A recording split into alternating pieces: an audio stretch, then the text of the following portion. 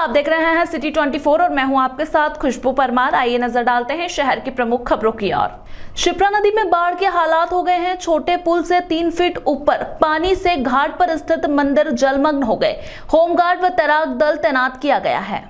उज्जैन में पिछले 2 दिनों से रुक रुक कर हो रही तेज बारिश का असर शिप्रा नदी में देखने को मिल रहा है। यहाँ रामघाट स्थित अन्य घाटों के किनारे स्थित छोटे मंदिर डूब चुके हैं, वहीं बड़े मंदिरों में भी पानी पहुंच चुका है। शिप्रा नदी के छोटे पुल से 3 फीट ऊपर पानी बह रहा है। घाट पर रखे हुए पुलिस बैरिकेड भी जलमग्न हो चुके हैं। ऐसे में जिला प्रशासन ने घाट पर तैराक दल और होमगार्ड के जवानों को तैनात किया है। शिप्रा नदी का जलस्तर लगातार बढ़ रहा है। दरअसल शहर के आसपास के क्षेत्रों में हो रही बारिश का असर भी उज्जैन में देखने को मिल रहा। शिप्रा नदी के विभिन्न घाटों पर पूजन पाठ व तर्पण और पिंडदान कराने के लिए आ रहे श्रद्धालुओं को काफी दिक्कतों का सामना करना पड़ रहा है। जीआरपी पुलिस ने ट्रेनों और स्टेशनों पर चोरी की वारदात करने वाले एक बदमाश को गिरफ्तार किया है, जिससे जेवरात और मोबाइल जब्त किया गया है।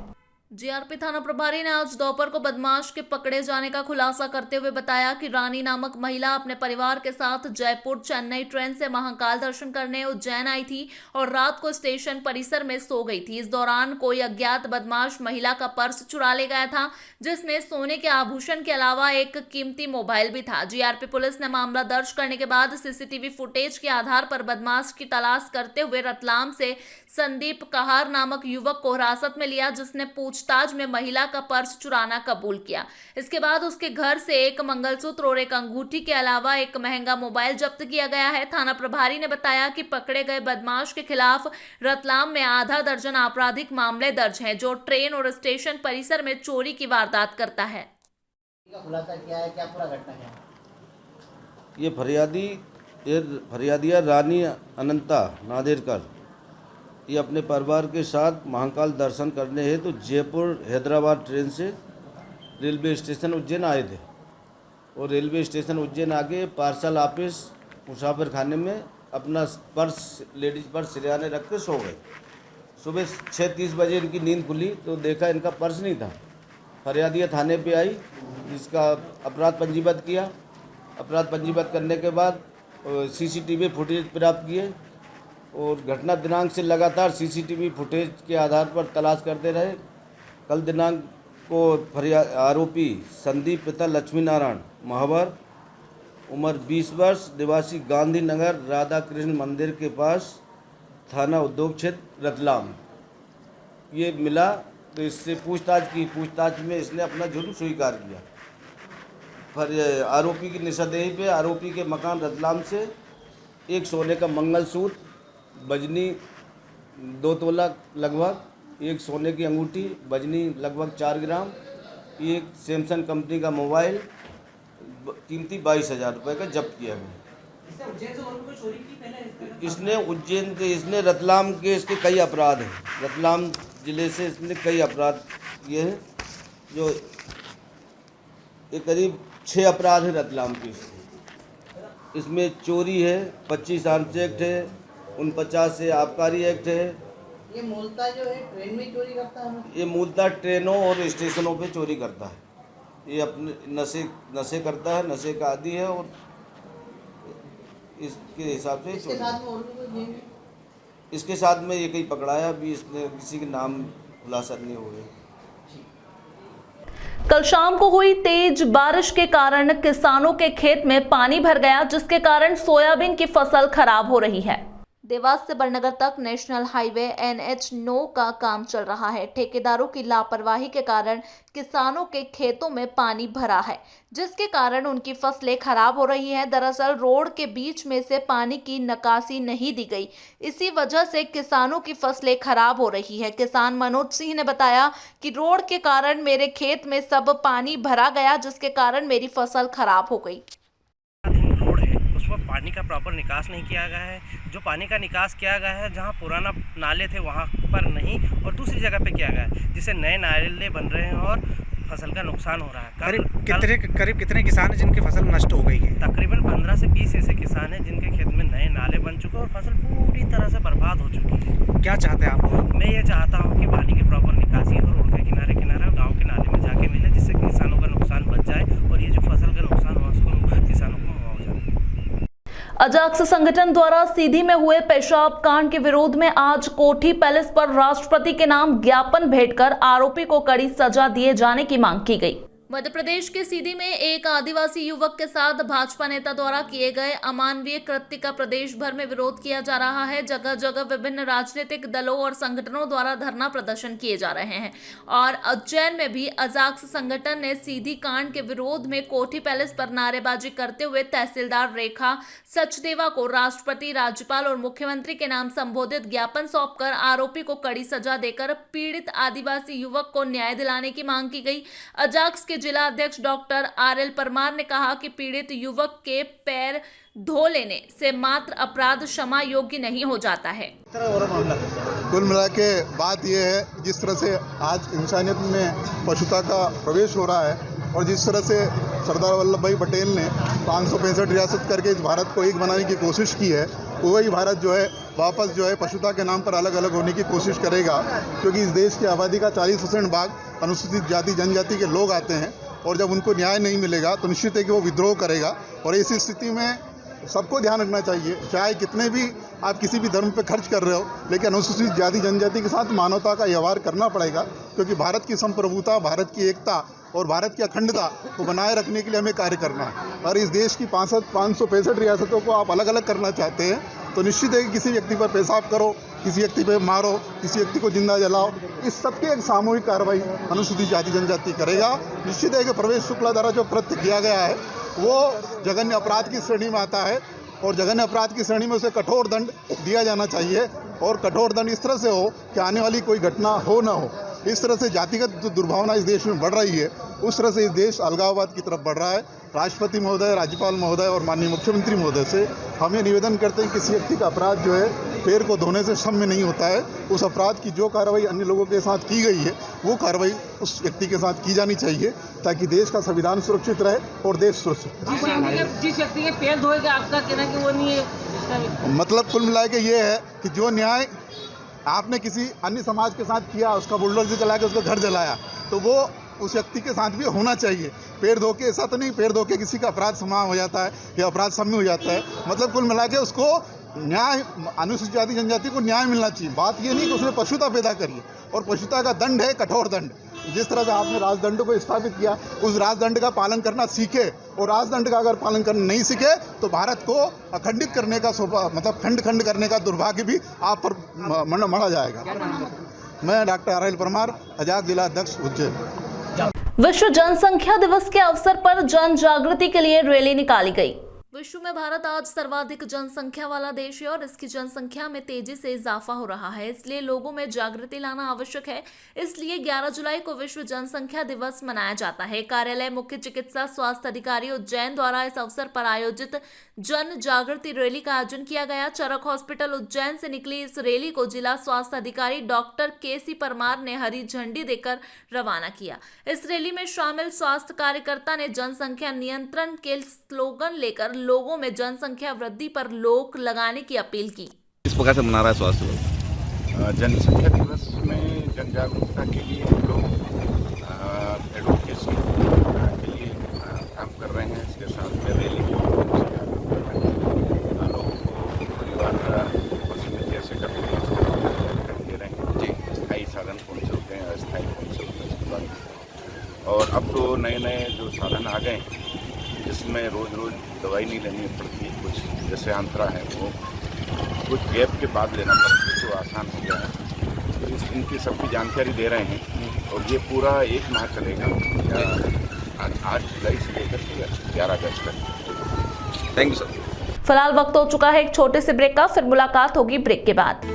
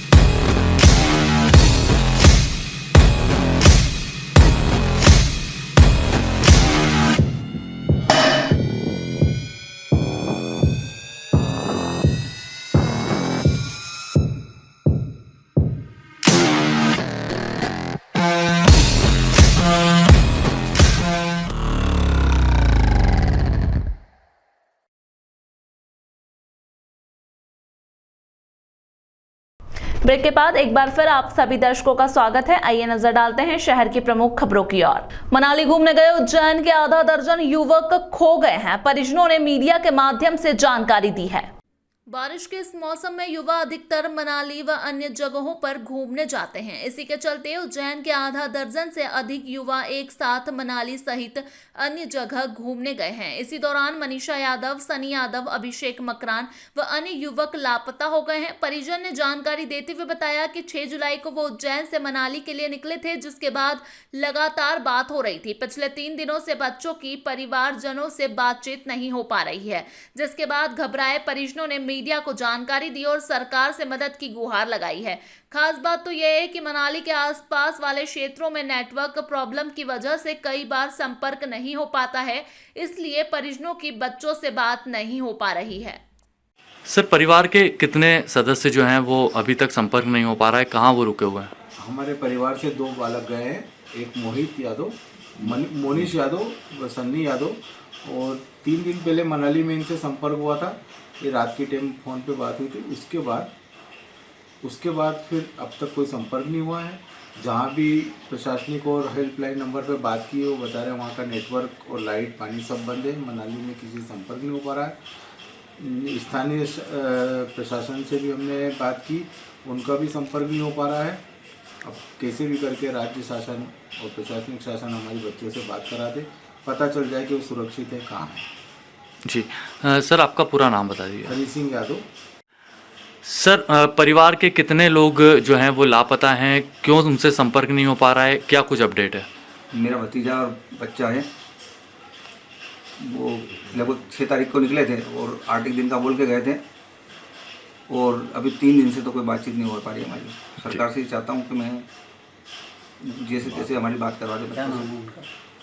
सन्नी यादव और मोहनीश यादव, बट आगे लड़कों के नाम थोड़े से कन्फ्यूजन है। मकरन नाम है एक का नाम अभिषेक है, बाकी के नाम थोड़े से याद नहीं। जी, इन लोगों से जब लास्ट टाइम बात हुई थी तो उन्होंने क्या कहा था, वो कहाँ रुके हुए हैं? मकरन के नंबर पर बात हुई थी, इनका मोहनीश का और सन्नी का नंबर पहले से बंद हो गया था, और ये नंबर चालू था लास्ट टाइम तक। 3 दिन पहले बात हुई थी, उसके बाद बात नहीं हुई। किस स्थिति में वो थे? कुछ नहीं, व्यू तो बढ़िया थे, वो उस टाइम कोई प्रॉब्लम नहीं थी, और उसके बाद से फिर अभी 3 दिन से बात नहीं हो पाई? हाँ, 3 दिन से बात की जी। लास्ट टाइम किस जगह रुके थे? लास्ट टाइम मनाली में थे वो, और होटल का नाम एग्जैक्ट नहीं मालूम, पर माउंट व्यू नाम है शायद मेरे ख्याल से। जी, अंदाजा लोकेशन ये थी कि होटल के बैक साइड में नदी थी कोई, उसका वो दिख रहा था, वीडियो कॉलिंग हो रही थी तब, और वो बता रहे थे कि हाईवे पे होटल है, पर ये नाम मिला है मुझे थोड़ा सा जानकारी से। जी, आपका पूरा नाम बता दीजिए। मेरा नाम विजय यादव। जी। टावर चौक पर दिन में एक बदमाश ने नोट गिरने का झांसा देकर महिला का पर्स चोरी कर लिया। उज्जैन के टावर चौक पर दिव्यांग महिला को सड़क पर नोट गिरे होने का झांसा देकर कार से पर्स चोरी करने का सनसनीखेज मामला सामने आया है। घटना का सीसीटीवी फुटेज में बदमाश कार से पर्स चोरी करता नजर आ रहा है। उज्जैन के आगर रोड स्थित अलायंस एवेन्यू में रहने वाले बुजुर्ग रमेश धनट दिव्यांग पत्नी उषा धनट के साथ टावर चौक पर डॉक्टर को रिपोर्ट दिखाने पहुंचे थे। इस दौरान पति अपनी पत्नी को कार में अकेला छोड़कर डॉक्टर के पास चले गए। गर्मी अधिक होने की वजह से कार के कांच को खोल गए ताकि दिव्यांग पत्नी को गर्मी नहीं लगे। पहले से नजर रखे 2 बदमाशों में से एक ने उषा के पास आकर नीचे नोट गिरने का होने का झांसा दिया। महिला ने कार का दरवाजा खोलकर देखा तो सड़क पर 10-10 रुपए के 5 नोट पड़े थे। इसी दौरान दूसरी ओर से एक अन्य बदमाश ने कार में रखा बैग चोरी कर लिया। शातिर बदमाश जो है पैसे गिरने का झांसा देकर उलझा के चले जाते हैं, और दूसरी तरफ से एक बदमाश और आता है, वो पर्स उठा के निकल जाता है। हाँ, एक महिला द्वारा कार से पर्स चोरी होने की शिकायत की थी। इसमें प्रकरण को जांच में लिया गया और सीसीटीवी फुटेज दिखवाया। इसमें तो दिखा था कि पैसे बता के गया था कोई लड़का जो नीचे, और फिर एक पर्स निकालते हुए दिख रहा है। क्योंकि सीसीटीवी फुटेज इतना स्पष्ट नहीं है, फिर भी आरोपी की पता रसी करने के प्रयास किया जा रहा है। जिले में किसानों की फसल का बीमा किया जा रहा है। फसल बीमा कराने की अंतिम तारीख 31 जुलाई तय की गई है। किसानों को फसल बीमा के प्रति जागरूकता बढ़ाने हेतु प्रचार रथ हुआ रवाना। दरअसल प्रधानमंत्री फसल बीमा योजना अंतर्गत खरीफ 2023 हेतु जिले में IFFCO Tokio general insurance company limited क्रियान्वयन एजेंसी का चयन हुआ है। जिले में फसल बीमा की जानकारी किसानों तक पहुंचाने एवं इस योजना का व्यापक प्रचार प्रसार करने के लिए उच्च शिक्षा मंत्री डॉक्टर मोहन यादव, महिदपुर विधायक बहादुर सिंह चौहान एवं कृषि स्थायी समिति के अध्यक्ष अमर सिंह पटेल ने प्रचार रथ को हरी झंडी दिखाकर रवाना किया। ये प्रचार रथ जिले के सभी विकास खंडों के ग्रामों में जाकर किसानों को फसल बीमा योजना की जानकारी देगा, जिसमें बीमा कंपनी के स्थानीय प्रतिनिधि उपस्थित रहेंगे। साथ ही कृषि विभाग के मैदानी अधिकारी अपने अपने क्षेत्रों में अधिक से अधिक किसानों को फसल बीमा कराने हेतु प्रेरित करेंगे।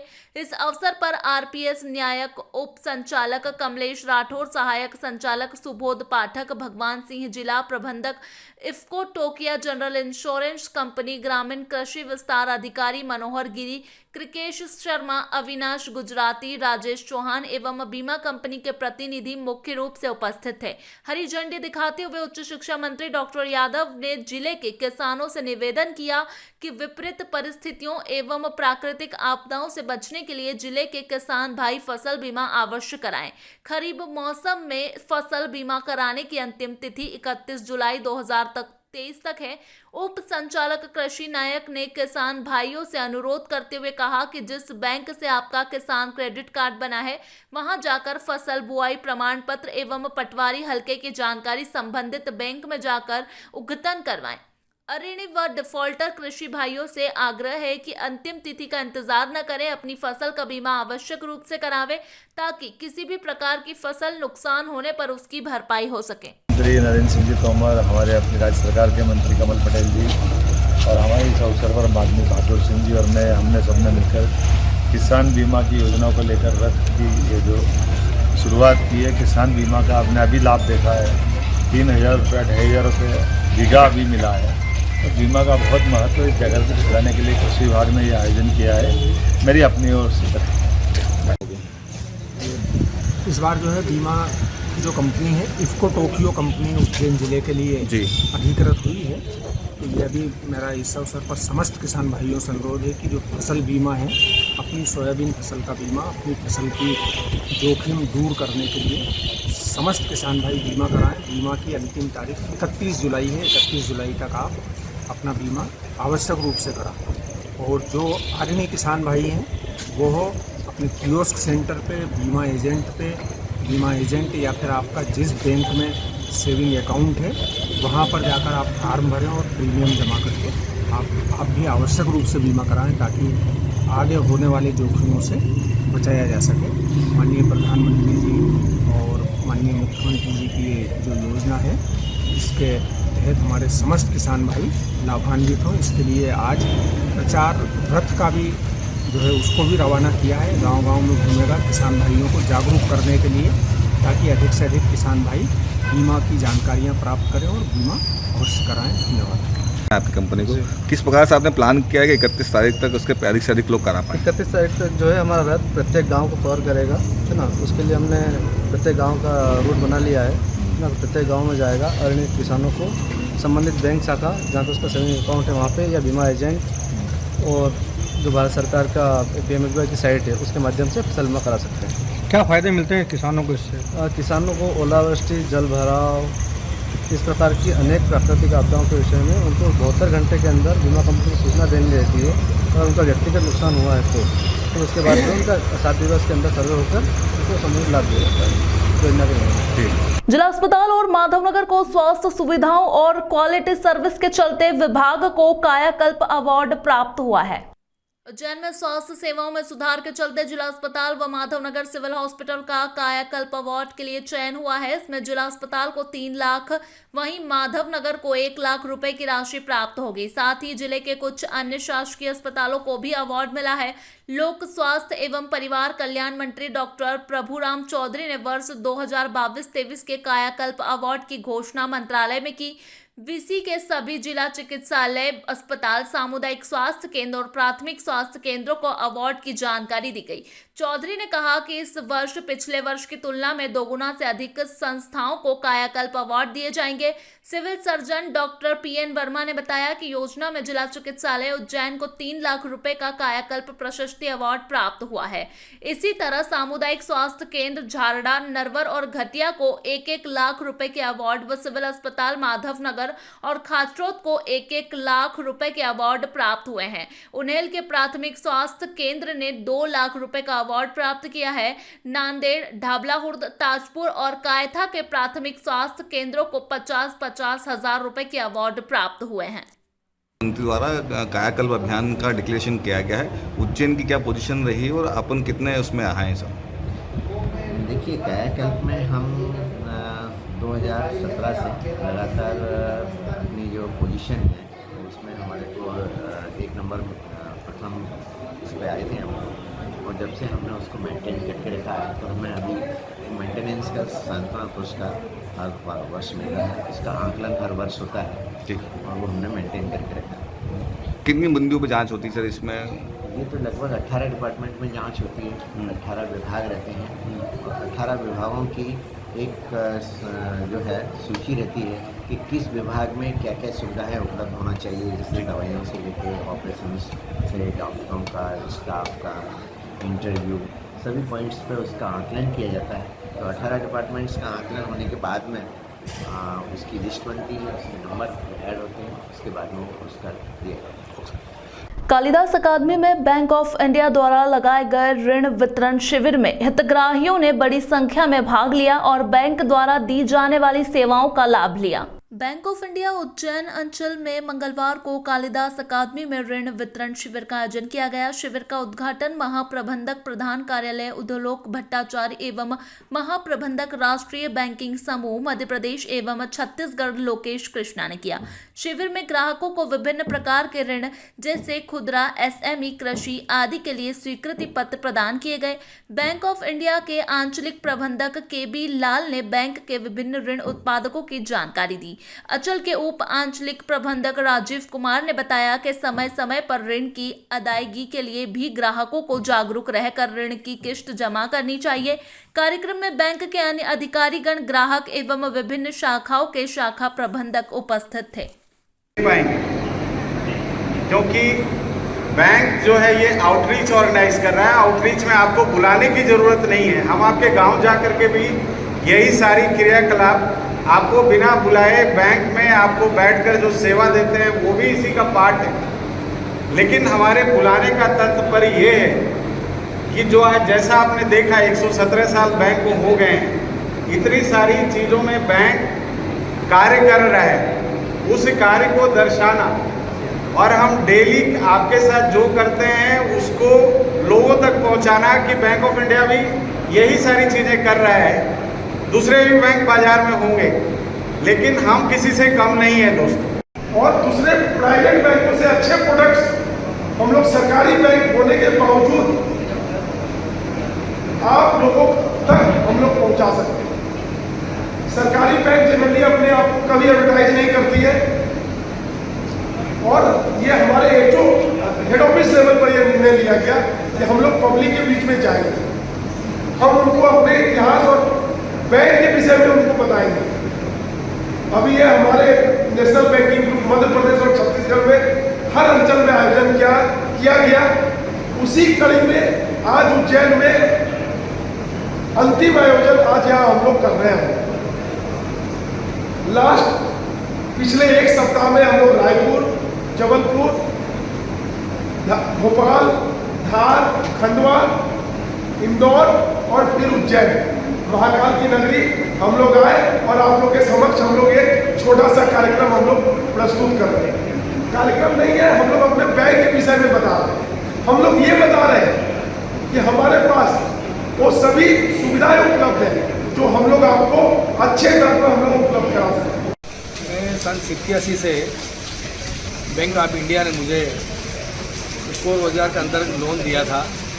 मैं उसका पूर्ण रूप से उस लोन को चुकाया है और मुझे आज बैंक ऑफ इंडिया ने बुलाया, मुझे सम्मान के लिए बुलाया या सम्मान किया गया और मैं दाहिमा जी के बैंक ऑफ इंडिया के प्रबंधक के द्वारा मैं यहाँ पहुँचा हूँ। किस तरह से बैंक अग्रणी काम कर रही है यहाँ पे?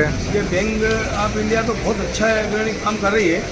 बाकी लोगों को इसमें जागरूकता होना चाहिए कि ज़्यादा से ज़्यादा उनसे लोन अगर वो देती है तो ईमानदारी से वो लोन चुकाए। क्या नाम है? आगे जाके उनके भी रास्ते खुले, दूसरे के भी रास्ते खुल जाते हैं। क्या नाम है आपका? मेरा नाम है विक्रम चंद्रवंशी और मुझे आज अगर बैंक ऑफ इंडिया नहीं होती तो आज इस मुकाम पे नहीं होता। चौकीदार द्वारा अवैध रूप से रास्ते की सरकारी जमीन पर कब्जे से किसानों और पशुपालकों को खेतों में जाने में परेशानी हो रही है। उज्जैन से 15 किलोमीटर दूर स्थित घटिया तहसील के अंतर्गत आने वाले ग्राम देवनखेड़ी हल्का नंबर 48 के चौकीदार सौदान सिंह ने अवैध रूप से सरकारी जमीन पर कब्जा कर लिया है, जिसके चलते ग्राम के किसान और पशुपालक परेशान हो रहे हैं। जबकि गांव के चौकीदार का काम गांव की सुरक्षा करना, गांव वासियों के ऊपर किसी प्रकार कोई परेशानी हो तो उसको प्रशासन तक सूचना करना, किंतु गांव के एक दबंग चौकीदार द्वारा सरकारी जमीन पर कब्जा कर गांव के लोगों को परेशान करने का काम लगातार किया जा रहा है। गांव के लोग जब इसकी शिकायत करते हैं तो चौकीदार ग्रामीण लोगों को डरा धमका कर चुप करा देता है और कहता है कि कोई भी कुछ नहीं बिगाड़ सकता। चौकीदार ने अवैध रूप से आने जाने वाले किसानों के खेत के रास्ते को रोक कर अतिक्रमण कर लिया है। गांव के लोगों ने जब इसकी शिकायत की बात की तो उनसे कहा कि कहीं भी चले जाओ, मेरी कोई शिकायत नहीं होगी। गांव वालों ने मीडिया से जानकारी में बताया कि चौकीदार की दादागिरी से देवन खेड़ी गांव के समस्त गांववासी परेशान है। अगर इसने अतिक्रमण नहीं हटाया तो हम इसकी शिकायत जिला कलेक्टर को एवं सीएम हेल्पलाइन में करेंगे। फिलहाल इस अंक में इतना ही। नई खबरों के साथ बने रहने के लिए देखते रहिए सिटी 24। नमस्कार।